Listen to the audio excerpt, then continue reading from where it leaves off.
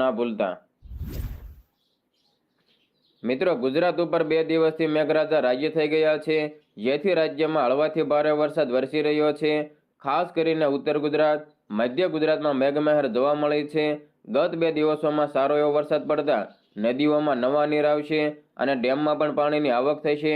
આ વચ્ચે હવામાન વિભાગ દ્વારા આગામી 4 ઓગસ્ટ સુધીની વરસાદ અંગેની આગાહી કરી દેવામાં આવી છે, જેમાં 31 જુલાઈના રોજ બનાસકાંઠા, પાટણ, મહેસાણા, સુરત, રાજકોટ સહિત 20 જિલ્લામાં ભારેથી અતિભારે વરસાદ પડવાની સંભાવનાઓ છે।